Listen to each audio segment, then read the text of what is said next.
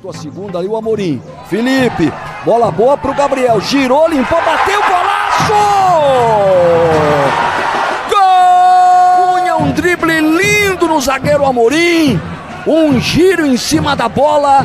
Puxa do pé esquerdo. Puxa pro direito, volta pro canhoto, solta uma pancada de dentro da área. A bola vai na bochecha. Aí esticou na ponta, o toque no meio, vai pintar o gol! Gol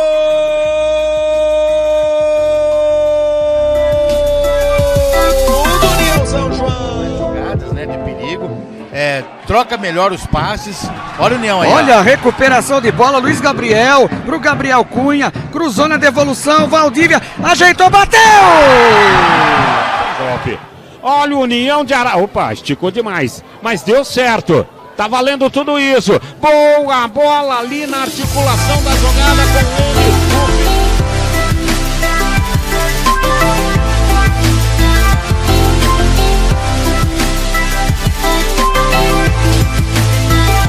A equipe do União São João com o Ronald. Passou o Cunha, disparou. Ronald tocou pro Cunha, vai cruzar, preparou, calibrou, levantou a bola para dentro da área. Pra fora do gol! Tocou de cabeça, tava livre praticamente na linha de frente da... Michel abre com o João Marcos, vai fazendo a ultrapassagem o Luiz Felipe, bola pra ele, na linha de fundo, ergueu a cabeça, chega mais uma vez lá o Cunha. Levantou ali a cabeça, buscou visão de jogo, fez o toque aqui na oportunidade da equipe do União. O Cunha armou a jogada ali, tem oportunidade. Passou até chutar a bola. Olha o passe, Gabriel Cunha. X1, tem ultrapassagem do Monteiro, preferiu bater direto, pegou Henrique.